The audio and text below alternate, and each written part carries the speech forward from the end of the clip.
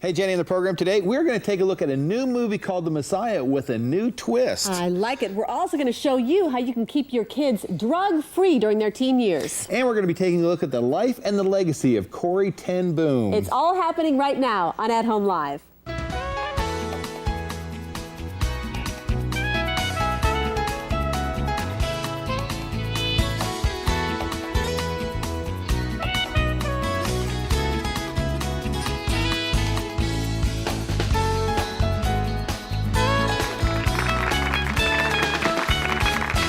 Welcome, everyone, and thanks for inviting us into your home again today. For those 4 or 5 people who aren't watching CNN right now, hey, focus. Come on, focus. Stay with us. It'll be on all day. Take a break. I know. Watch Take us. a break. Come deal with us. Yes, some fun stuff. I go back to the other. No, not really. Just kidding. Not. It is a great day here in Dallas-Fort Worth. A little chilly, a little snippy. This is one of those cool trends coming through the area. You know how cold I am. You're cold. Hello? Really? Do you know I went upstairs this morning and the air conditioning was on? It was 68 degrees out there. Our children, we're freezing our children out. Well, in any event, we've got a warm program for you, so we trust that you stay tuned throughout the entire hour. And we're going to be sharing with you a new movie. It's called The Messiah, and this is a new movie that's just coming out. It is really produced and written by Albert Israeli, and the movie is called The Messiah. And this is a movie with an interesting twist to it. Acting is great. The production is great. No apologies made for this movie, which sometimes you have to do. You have to say, oh, well, excuse the production quality. Not with this one, and we're going to let you into the life of the person behind the movie, Albert Israeli. That's right. And also, as a mother of a teen, I know every day when I send her off to school or I send her to the mall or wherever they're off playing, that I always am nervous because she's around other kids who are experimenting with all kinds of things. And that's why we decided to invite Dr. Bettie Youngs to be our guest today. She's a former university professor and teacher of the year. She's been on CNN, Oprah, and NBC, and she has written this book called A Teen's Guide to Living Drug-Free, a comprehensive book that will help you step by step keep your teen drug-free. Bettie's on our program today. And in addition to that, while we know that most of us are focused on the war in Iraq, 50 years ago we were focused on the war in Europe. Yes. And most of you know the horrors and the devastating stories about Nazi Germany and about its imprisonment of the Jewish population. 6 million Jews lost their life in concentration camps in such a sad, sad time. But out of that was one story that still continues to be told today. It's the life and the legacy of Corrie ten Boom, and we're going to be exploring her life today, what she stood for, what she still stands for today. And Pam Moore knows something about her because she was her personal assistant throughout the later years of Corrie ten Boom's life. She is currently on staff at Dallas Baptist University here in the Dallas area, and she is the author of a couple books that we're going to share with you. So we're going to tell you more about Corrie ten Boom, her life and her legacy on the program today. Sounds great. Okay. Sounds good. Well, listen, I know that there's been a reprieve around here. A reprieve. Because our senior producer, Trish, we find things for her to do. Right, because to keep her busy. Because she needs to stay busy. Because if she's not busy, she's bothering us all the time. Okay. Yes. So we sent her to GMA, which is Gospel Actually, we put on GMA so that she would go. We kind of arranged it. Well, in any event, that's where she is today at GMA in Nashville. Yes. And she's phoning in with a live report. So welcome to At Home, Trish Ragsdale. Yeah! Hey, Trish. She is. Hello. Yes, I'm here. You know, I was going to say I'm not feeling a lot of love right now. Oh, no. We we're miss you just so kidding. much. We do. No, we do. Tons and tons. Well, you know, we're having a great time out here because GMA is the Gospel Music Association, and it's a chance for media people and Christian retailers to kind of hear, you know, who's new out there in the Christian music industry. And so there's a lot of concerts going on, a lot of artists just running all over the hotel all the time, and it's really a fun thing. All week this happens, and then, of course, it culminates tomorrow night with the Dove Awards. The Dove Awards. Okay, so basically, let me interpret that. You're sitting around eating donuts and having coffee with the stars. Is that basically what's going on? Well, something like that. I do have a Starbucks right now, but... Yeah. Okay, so who have you run into? Tell us about the latest. Yeah. Well, it's been really fun. A lot of people have come by and said hi to you guys, like New Song and Charles Billingsley and Bebo Norman, Nicole Nordeman, Natalie Grant. They're all like, tell Chuck and Jenny hi. So Well, yeah, as if. of course, you know. When are they coming back, Trish? What? When are they coming back? We need to see them all. Soon, very soon. You're working on that. I, of course, always working on that. And, you know, they also have a ton of these showcases, performances that are going on all night long in the middle of the day. And so we've seen some great performances like from Third Day and, of course, Bebo Norman and Paul Coleman Trio, FFH. Plum was here. And last night, Michael W. Smith did a thing over at his place called Rocketown, his club, and they did a big worship medley with a bunch of singers, and they were going to record it, put it on a record later on in the year. So it's really been a neat time. Some of the best conversations happen in the elevator because it stops on every floor, up and down. So you meet a lot of interesting people in the elevator. But I'll bet you do. So there you are, just going up and down on the elevator. That's where I spent most of my time this week. Okay, here's the key, though. Jenny wants to know what you're wearing. Yes. That's important. Like, what do you wear at something like this? Thank you for asking. You're welcome. I am dressed in full CCM artist fashion, you know, because the most important thing is to look like all these people that are half my age, you know. And so I'm wearing all black today because it's kind of cloudy and cold, so it kind of fit my mood. So, Black works? Yeah, Black works? that way I look hip and cool. And, perfect choice. Yeah, people perfect mistake choice. me for, people are wanting my autograph and stuff all the time. I love it. Yeah. Hey, Trish, have you noticed any new talent out there? Maybe somebody just breaking on the scene? Yes. You know what? Do you remember when Christy Starling came through? Of course. She was the girl that was the runner-up on the Today Show contest. Right. Okay, she got a record now with Warner Brothers Records, which is Word Records. It'll be coming out like within a month. And so I heard her sing a couple days ago, and she just nailed it. She is so good, and she's so sweet, and I thought, you know, nobody deserves this more than her. So, yeah, she's really, they're already playing her, I know, on radio stations, and I'm so excited for her, because, you know, we loved her so much when she was there. She's a sweet girl. So also there's another guy that I heard a couple of days ago that we're going to be hearing a lot from. His name is Warren Barfield. Okay. And I was like, okay, who's that, right? He's going to be like, he's like a young Stephen Curtis Chapman right now. Oh, wow. He is amazing. This 23-year-old guy, he's got all this passion. He was like traveling around for years doing, you know, any place that would take him, he would play. Yeah. And so he didn't come here looking for a record deal. Somebody just found him and said he needs to be heard. And he's amazing. We're gonna be having him out this fall. Awesome. But his name is Warren Barfield. Awesome. You know, when you come back in here, I just want to see your expense account because I want to see where she's spending the big bucks. I want to know where they're going. I want to make sure you bought some new shoes. Hey, I did go to the mall. Good. But only out of necessity. You know, because actually it's great because everybody feeds me when I'm here, so life is good. Well, but then, of course, you got to buy new clothes, you know, because you gain a pound or two. Of course you do. Yeah, of course. Just okay. relax. Hey, so when are you coming back then? Are you coming back like this month, or are you just going to hang out there for the rest of the year? So you really do miss me, don't you? We do. Tons. No, I'll be back at the end of the week, so enjoy it while you can. I'm trying to debate on whether or not it's more exciting the fact that I'm not there for everyone, or the fact that the statue, you know, the Saddam statue is falling in Baghdad. Right. Really, really. But enjoy it while you can. It's a we want you to toss-up. know the world is focused on you. Of course it is, Trish. Always. right. It's always focused on you. Hey, really, thanks for going to Nashville for us. Have a great time, Yes, and come on back with some great guests. All right, well, see you Okay, soon. have Hurry fun, home. Trish. See you Okay. later. Bye-bye. Yeah, good talking with her. She's a sweetie. Yeah. She's great. And of course, the place is just going to shambles without her. You know, nothing's happening right. But still, that's Actually, okay. things are amazing. Okay, one last thing I wanted to highlight from the newspaper today. Yes? What they're saying is this whole thing about carbs and no carbs and Atkins All and the Weight diets. Watchers. What they're Right. saying is Weight Watchers is the way to go. Weight Watchers. Atkins is good. Yes. But what they're saying is, you know what? It's not about the carb thing. What they're saying is when you go on Atkins, basically, you lose less weight or you lose more weight because you just don't eat very much. And so your calories go down. Right. And so that's why you're losing weight. That's what they're saying. But they're still saying Weight Watchers, go with it. I don't know. I have nothing more to say on that. If you just eat less and exercise more, doesn't that just do it? Did eat I less not? and exercise Am I more. not on the program? Thanks to 6 pounds last week. Thank you very much. A little slow in the audience applause department today. I wish Trish were here. She would have managed that a little bit more effectively. 6 pounds.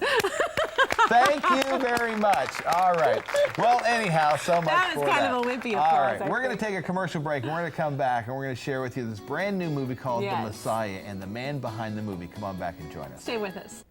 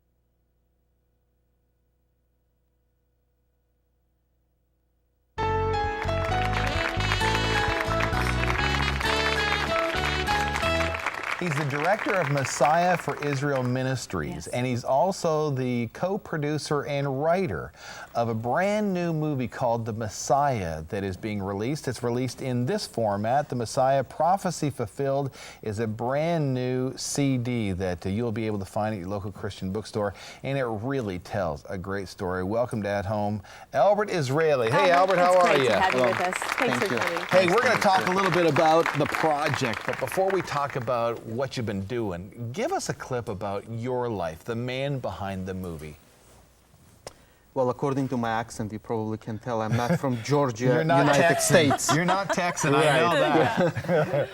I was born in Soviet Georgia, which is southern part of the former Soviet Union. And that's a very ancient Jewish community, lived there since the destruction of the first temple. Moved through Mesopotamia and settled in that area. So it's Yemenite and Georgian Jews are one of the most ancient Jewish communities. And I grew up in a very religious home, and we made Aliyah to Israel when I was a child. And at some point, after, I guess, my life has been full of questions. I mean, when you live in Israel or you see the world around you, I think any thinking person has to ask himself a question: what is life all about? I mean, why do we have to go through all this? And I guess God has been working, and when people ask me, did you come to faith suddenly or did you come to faith gradually? Well, I say I've been coming gradually to faith 25 years, and then I came to faith suddenly. It's like from the birth, God has been directing, I guess, my path to that point where I was trying to disprove a faith of another Jewish fellow who believed in Jesus. And in the process, I became a believer 2 weeks later. And ever since, I have given my heart and committed my life to serve Yeshua and to share the gospel with the Jew first and also with the Gentiles. That has been my heart's desire. And I've planted many congregations around the world, in Israel, in the former Soviet Union, in Germany, Canada, United States. And God has been really blessing in that sense. Many thousands of Jewish people have come to faith. Wow. Now, in addition to planting temples, you decided, well, why not make a movie? Now, what on earth got you going in that direction? Well, I'm not a movie maker. I mean, I was an art director in advertising agency prior to becoming involved in full-time ministry. And, but I have always felt that TV media is a very powerful tool that gets into homes of millions of people. And from my own experience, even in missionary work, I realized there is so much I can do myself. If I plant a congregation, I know that that ministry will be ongoing witness in that area forever. When it comes to making film, it was just an extension of that evangelistic heart, you know, to reach people with the gospel. And that's why the movie itself was produced in such a form that it's a pure gospel presentation, and yet it is entertaining and dramatic. And of course, the reason I produced it is that if it's like handing out literature. I can go and hand out 100,000 pieces, but if I would bring with me 100,000 Christians, how many more can we reach with the gospel? So by placing this film into the hands of the Christian people who very often have a hard time witnessing to Jewish people, this will be the starting point. This can be the environment in which a lot of questions will come up, and then, of course, more thorough witnessing can take place. And Albert, as you're talking about your mission, first to Jew, then to Gentile, that's really the movie too. It is first to Jew, then to Gentile. What can you tell us about the synopsis? Give us a brief synopsis of the movie, and then we're going to take a look at a clip. Well, the movie, of course, it's focused to bring and to use the most powerful gospel or tool that we have in gospel presentation in the scriptures, and that is a prophecy. Prophecy that dealt with the first coming of the Messiah. And often today, when people are so overwhelmed with what's going on in the world, and you know, are we at the end times? And well, to me, I believe that we have to keep watch as to what's going on around us, but at the same time, we have to understand that when we share the gospel, Bible has given us already very powerful tools of witnessing, and that is messianic prophecy is one of them. So we brought that in a setting of a Passover, which takes place in a movie, takes place exactly a year after the crucifixion, burial, resurrection of Messiah Yeshua. And so the eyewitnesses that were at the time, scriptural evidence, all of those together is a very powerful witness. And so the family drama that takes place, it's very common and has been taking place for past 2,000 years, I would assume, not only in Jewish homes.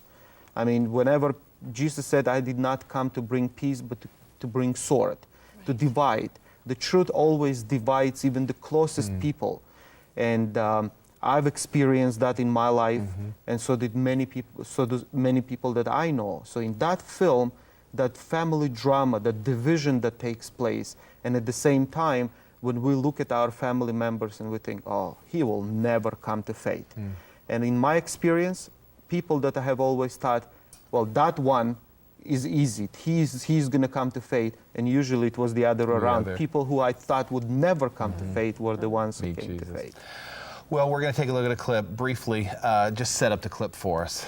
Well, that's the one of the things that I've said is that the conflict between the brothers, and we know that this conflict between brethren was not only family, immediate family, but even amongst the brethren, the Jewish people. And we see in that clip how much the passion on one part is to tell people about what Jesus has done in your life, and on the other hand, it's when people cannot comprehend that because they have never experienced, they actually oppose it, and very often violently. Well, they say that a picture is worth 1,000 words, so rather than share 1,000 words, here's the picture, the Messiah. We'll talk again. Shalom, Yuda. Shalom Aleichem. David, my brother. Yitzhak. Father sent us to find you. He wants you home for Passover. And what do my brothers want? We honor our father's wishes as the commandments tell us. We don't want you causing any trouble. Trouble. There must be no talk of Yeshua. Why not? It is written in... I'm sick of you telling me what's written. Yes, we've studied the scriptures Even too. if we didn't have the same privileges. privileges. Yeah, you were the eldest. And granted time from your chores to study, you became a rabbi. Father gave you every opportunity. And look how you've thrown them all away. I have thrown nothing away. All I have done is discarded the dead traditions of man. I have not thrown away the scriptures, such as others have done. You follow a false prophet, my brother. He is not a false prophet. He is the Son of God. You have betrayed our family's honor and squandered its dreams. You bring nothing home to show for the hopes that were placed in you. I have acquired riches greater than man's imaginings. Since Yeshua came into my life. And I have come home to share them with you.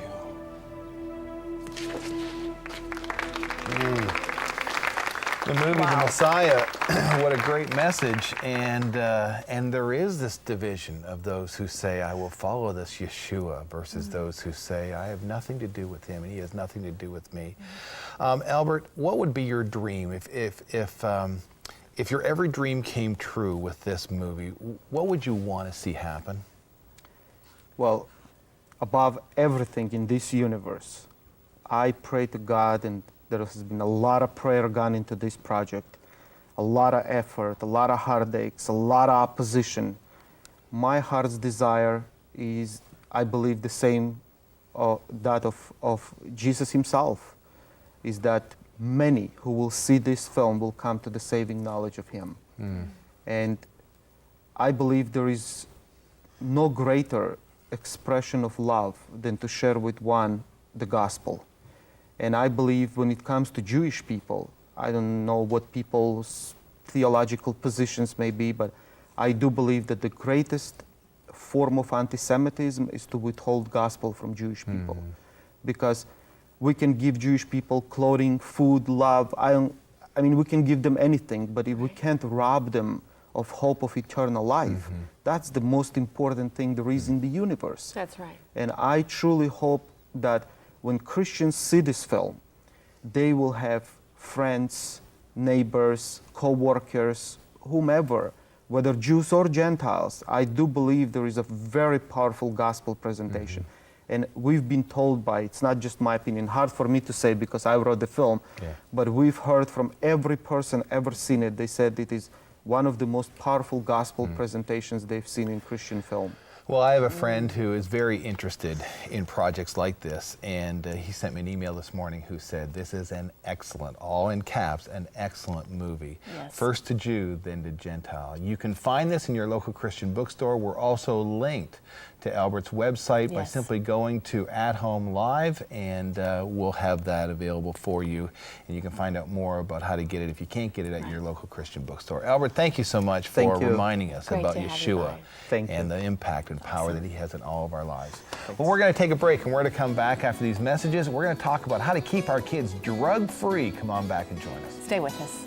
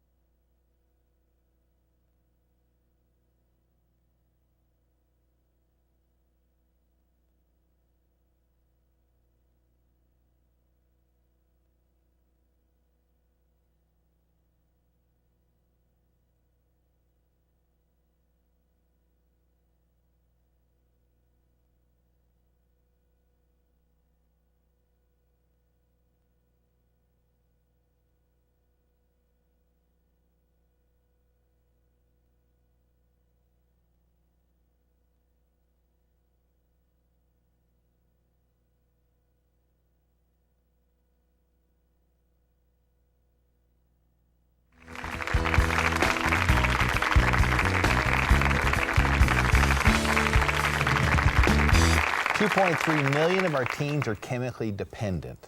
And for those of us who say, yeah, well, those are somebody else's teens, somebody's going to have to say, those might be my teens, and we better do something about it. We're joined by Dr. Bettie Youngs. She's the author of this book, A Teen's Guide to Living Drug-Free. If you've heard the name before, you probably are familiar with. Taste Berries for Teens, the Taste Berries series, a phenomenal, incredible, best-selling group of books. She's been on CNN, she's been on Oprah, she's been on Geraldo, she's been on everything. She's now with us, Dr. Bettie Youngs. Hi, Bettie, how are you? Thank you so much for joining us. Great to have you. Thank you. How bad is the situation out there, Bettie, with our kids and drugs? Well, it's pretty bad simply because there is such, first of all, drugs are everywhere, and so many more drugs and so many more dangerous drugs. So they're everywhere. And then there is just a tremendous acceptance by teens of their friends. So it's not like, you know, we used to say things like just say no or don't hang out with those who do drugs. Well, that's just not going to happen. So it's a different scene, a bigger scenario today. What are the most common drugs that we're seeing our kids using these days? Well, parents and actually all adults who are in shock when they learn what teens actually want to use and are anxious to use, and therefore are willing to like go try that. But when we ask boys from ages 10 to 20, what drugs are you most likely to have questions about that you're, exploration, experimentation, and boys will say, oh, I want to try the date rape drug. I want to know where I can get that. Girls will say ecstasy. Because it's affiliated with, it's in their minds, a sense of partying, a sense of popularity, a sense of, they hear about it, it sounds exciting. Well, what could be more dangerous? But in terms of answering your question, certainly the gateway drugs remain the leads to drugs. They say 75% of all boys have actually tried cigarettes before they end 6th grade. And of course, of those kids who do use, about 70% of those will become addicted. They will become regular smokers. And then of course it sets in. Of those, 65% will move on to marijuana. Of those, 49 will move on to crystal or other kinds of things. And so what you have is